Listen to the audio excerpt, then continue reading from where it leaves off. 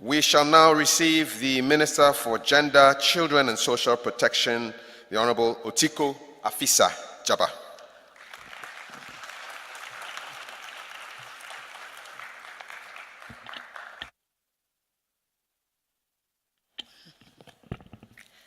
Akwaba. For those of you who don't understand Akwaba, it means welcome. And a good morning to all of you. Chairperson, Madam Minister, brothers and sisters from the diaspora, the media, distinguished ladies and gentlemen. It's wonderful to see all our brothers who have come from far and wide coming home. It reminds me that I myself, to borrow the president's words, I'm a returnee. And I came back in 1996. And I want to tell you this, home is sweet. Ghana is the best place in the whole wide world. And I'm very, very pleased to be a part of this very august program, bringing returnees back home. The Ministry of Gender, Children and Social Protection recognizes your role and contribution to the development agenda of our dear country. And I would like us all to give ourselves a big clap.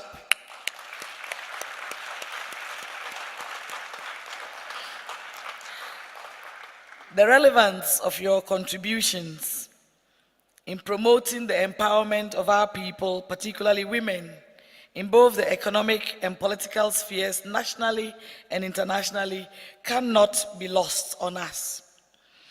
Because the participation of women in every sphere of life is very significant in ensuring an empowered and sustained national development. Chairperson, Ghanaian women have contributed significantly to the development of Mother Ghana, both socially, economically, and politically. According to the 2010 Population and Housing Census, the proportion of males who are economically active are 54.7%, whilst the women are 53.7%. Data on employment status also indicates that majority of economically active population are self-employed, with females constituting 69.4%, whilst the males form 60%. Again, the 2014 Demographic and Health Survey 2015 indicates that 33.8% of all households in the country are headed by women, with higher proportions in urban, and that is 37.1%, than in rural areas, which is 29.8%. Women in the diaspora also contribute by sending funds through Western Union and many other forms. They also contribute medications, clothes, mobile phones, building social amenities like schools, hospitals, and what have you, across the country. And all these contributions add up to boost family income, particularly in rural Ghana. Without your contributions, it will be very difficult for the well-being of the Ghanaian, especially in rural Ghana. I say ayiko to you for all that you have done so far. But like Oliver Twist, we'll keep having to ask you to do more.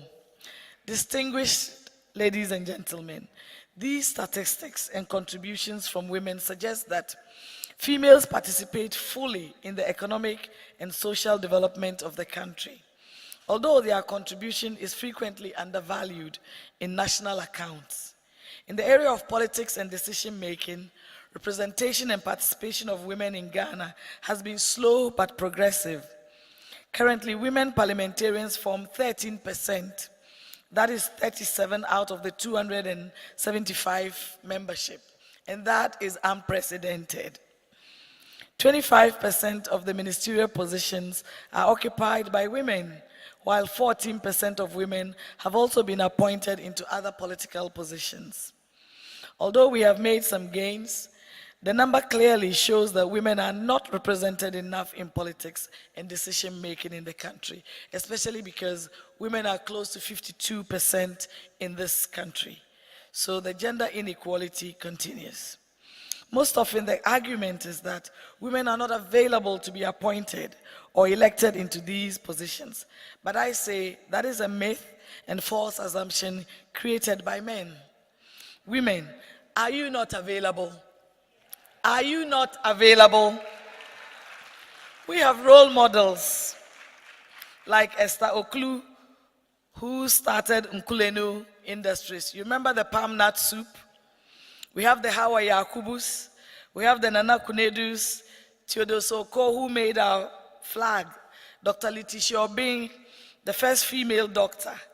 Mrs. Georgina Wood, the first female Chief Justice. And we have another female justice, Honorable Sophia Kufu. We have Joyce Bamfo, the first female Speaker of Parliament, and many others. And we have dynamic ministers like our Honorable Shirley Ayokobochwe and myself. Clap for us.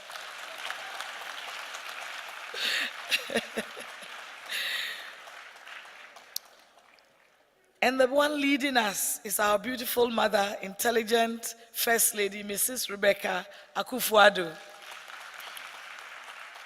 And our very dynamic Second Lady, Samira Bawumia, leading the way. Our Chief of Staff, for the first time in the history of Ghana, very hardworking, Madam Frima Opari, is the first female Chief of Staff in the country. And there are other firsts, like the EC chairperson, Charlotte Osei. In industry, we have Frida Duplan. She's the managing director of Nestle. We have the women in Aglo, Madame Dorothy Danso, and the Gifty Afenye Dazi. We have Dr. Joyce Aye. Oh, and the Amabuziers, and what have you. Women are going places in the development of Mother Ghana, internally and internationally. The economy of Ghana cannot thrive without us, and we make the bane of the informal sector, and it is largely dominated by women, and we recognize that section as the engine of growth. Unfortunately, this sector is also characterized by an inadequate regulatory framework with the attendant higher risks. Generally, incomes and conditions in the informal sector are far less secure and more unstable relative to formal sector employment. To address this imbalance, the Ministry of Gender, Children and Social Protection will collaborate with other ministries and development partners to build the capacity of our women in financial inclusion, literacy skills, entrepreneurship, and the value-added chain. We need to prepare our women to take advantage of the initiative of our President, Nana Addo Dankwa Akufo-Addo, of the free SHS and the one district, one factory, to better empower ourselves. Nobody will hand over to you the good things in life. You have to take it. You have to work for it. You have to be dynamic. You have to sacrifice. You have to be bold. You have to be tenacious. And that is who we are. The Ghanaian woman, from the day she is born, is a leader. She leads her children in how to talk, how to crawl, how to walk, how to have values. She brings up all the sons and daughters of this great nation. How come when the sons grow up, they say that the woman is the insubordinate and that she is the shadow of the man? The woman who taught you how to talk, how can she be a second-class citizen? We must understand that Ghana has been running with one leg tied. The legs of the women has been tied. Running with two legs is not easy, and running with one leg is just, to borrow the English word, plain daft. Distinguished ladies and gentlemen, by virtue of our cultural background, living in a male-dominant society, women face a lot of challenges that make them vulnerable and disadvantaged in both the political and economic environment. For instance, many women are involved in subsistence farming, but the land tenure system and its administration are entangled in a complicated web of family, tribe, clan holdings, where land is held in trust by the leaders of the family, who more often than not are men. And when you work hard with a man, your partner, and unfortunately he dies, the family might say that you have no ownership. How can that be equitable when you have worked so hard to bring up this very man? In cases where a woman wants to register her business, the lengthy process for registering businesses and opening of bank accounts, coupled with the time factor, makes it so challenging for our women, especially in rural Ghana. Sometimes women lack business acumen and marketing skills that may allow them to put together valuable and viable business proposals. This challenge can be addressed by education. That is the window of opportunity for all our daughters, that every girl child of school-going age must be in school, stay in school until she finishes.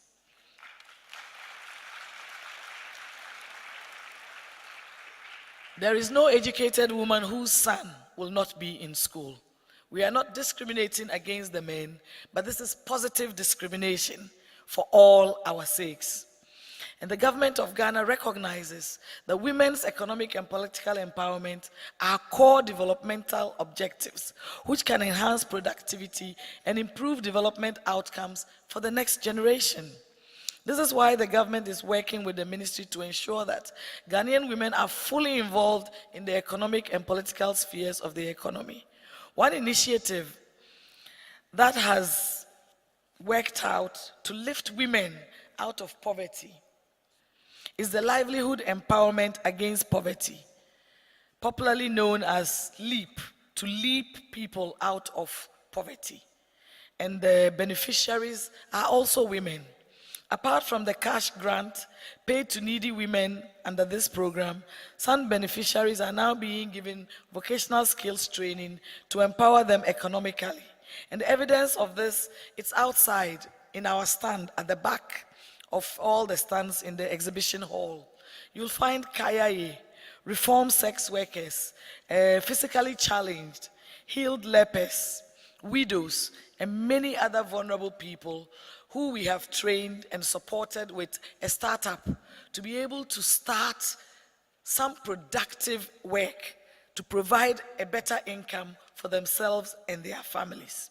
This will bring a lot of relief to both the woman and her family, and we anticipate that their businesses will grow faster for them to also be able to empower other women in their communities. And that is where you come in, the linkage between you and these women. How we can bring you together to export some of their products, to take them out and demonstrate to the world that Ghana is good and we have what it takes in terms of the value-added chain. The shea butter, taking advantage of the one district, one factory, can be processed for us to also develop our own creams like Body Shop. We can develop lipstick. We have a woman from the Upper West who is using the baobab seed to make oil for the body and make juice.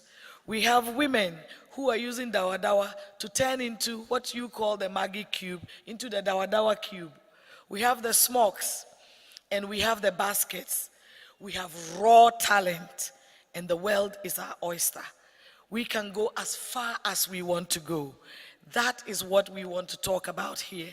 How you and us in Ghana can turn this thing around and make ourselves the game changers, the change agents of Ghana at 60. The Ministry of Gender has also trained 400 girls who are kayaye in handicrafts. We know that a lot of NGOs are doing similar projects, and some of you can come and partner with us. It will be a great honor to have you complementing our efforts to help the less privileged to have worthy lives. Some of the women have been trained, but it is difficult to transfer their skills into capital gains. But we live in hope. The ministry therefore recommends that a clear alternative approach to promote sustainable and equitable economic development for women needs to be developed. A major step of the gender ministry is taking and making the effort to get the affirmative action gender equality law passed now. We will be presenting it to Parliament this year to promote representation and participation of women at all levels of governance and decision-making in Ghana, as well as to redress other social and economic imbalances. A proposed 40% mandatory representation of women at all levels of decision-making processes, including representation on boards, committees, and political appointments, is included in this proposed law. Politics has become very expensive, and because of that, most women do not have the financial means or adequate educational qualifications to compete with men, and so they shy away. It doesn't mean that we are not available. This has not helped to see a lot of women standing for elections, and being insulted and being called a prostitute does not help.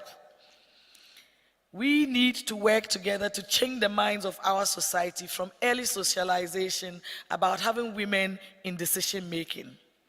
Coupled with this, women aspirants are sometimes embarrassed with the fact that they might say, "You are not there for this program," and the program starts too early. Others start too late. Being a woman, you have to multitask. Be a mother. Be a professional. How are you going to combine this? We need to learn to manage our time and multitask better so that we'll continue to complement the roles of our males in the national agenda. This was the experience of several women aspirants prior to 2016 elections. But the very able and capable women fought in that election, and we have 36 women for the first time in our parliament. No wonder our president has recently been made the champion of gender and the co-chair of the SDGs. Let's clap for the president, Nana Addo Dankwa Akufo-Addo. We will continue to work hard because gender equality is work in progress. Traditional prejudices, beliefs, and perceptions are also a bane that fuel male dominance. But there's no need for male dominance. What we need is equity, gender balance. Behind every successful man, they say, is a woman. We need to get all you men behind successful women.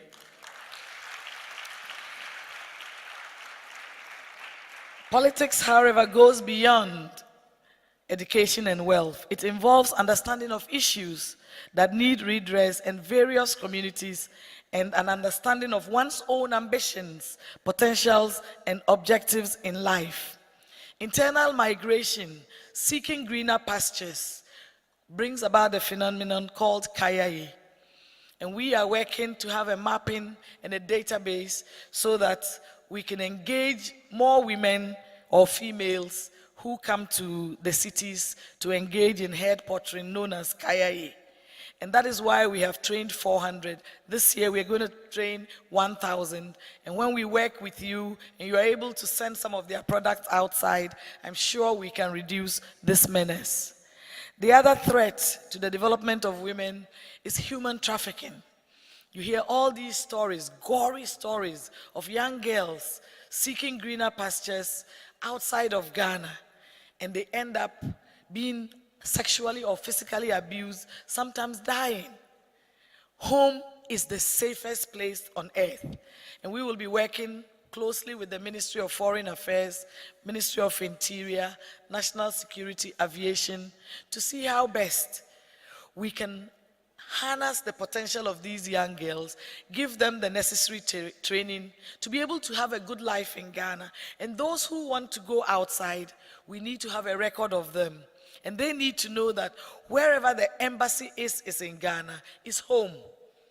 And the embassy must have a record that Aishetu or Otiko has left wherever in Ghana and is in this place outside of Ghana at this address, so that when there is a problem, we can come to your rescue. A lot of the time, people leave, and even the embassies are not aware that they are in those places. We need to change this to make sure that we leave no Ghanaian out, and no Ghanaian should be abused anywhere. There should therefore be equity despite these challenges. And we have a lot of success stories that we need to share and to raise up our children at home and in the diaspora to have huge ambitions, because tiny Ghana, just 27 million, is the black star of Africa. We can be doctors, we can be engineers. We don't have to be cleaners when we are outside. We don't have to be just security men when we are outside. We can be anything we want to be. And you bring that talent home so that we can partner and make this country better and greater and the best place in the whole world. And so we must continue early socialization, educating our children that Ghana is the best place. Let them understand the uniqueness of being a Ghanaian. Speak the local dialects to them. Give them Ghanaian names and let them come home.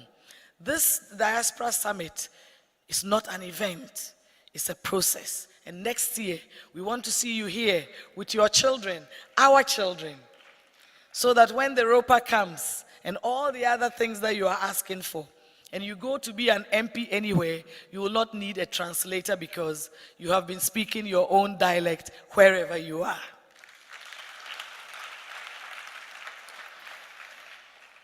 The sacrifices outside and inside, living in the snow, hours that you have to work. Sometimes you have to have 3 jobs. They are all things or jobs that will help us to change our way of life. And we must continue this struggle. We must bring up our children to understand that all is not lost, that living outside is also part of an education. Travel is education in itself. Distinguished guests, to conclude, I want to emphasize that there must be an end to suffering of vulnerable people, needy people, marginalized women and girls. Ghana has everything. Yet we need a concerted effort to change the lives, to harness the potential. We can no longer continue to be a supermarket of raw materials. We must have the value-added chain here in Ghana and take advantage of the one district, one factory, so that we can walk the talk, that we are going to be a Ghana, as our president says, growing beyond aid, living without the handouts. We must engage and be a game changer and have a partnership with rural Ghana and with you in the diaspora to ensure that forever Ghana will be a game changer. We need to go back to the campaign to send the girls to school. Ensure that we take advantage of the SHS. Political parties should walk the talk and take action to promote the transformation of political culture to make it more transparent, accountable, and beneficial, taking into cognizance that without women, we cannot accelerate at the pace at which we want to. We must all support the passage of the affirmative action law and change the way we bring up our children. It is okay for both boys and girls to share household chores. It should not be a taboo. The woman's place can no longer always be in the kitchen, mommy cooking rice water, and daddy in the living room watching television. When we share the housework, we can all watch television together. Let's respect each other and acknowledge the hard work of both men and women, that we need to complement each other from birth to adulthood. The ministry welcomes the partnership, technical and financial support and ideas to help mitigate the plight of the Ghanaian women. Together, ladies and gentlemen, Ghana 60 years on, we, you in the diaspora and us in Ghana, are the game changers. Let's empower our women to better develop Ghana and raise the flag of Ghana higher. Long live Ghana, long live the diasporans. Thank you very much.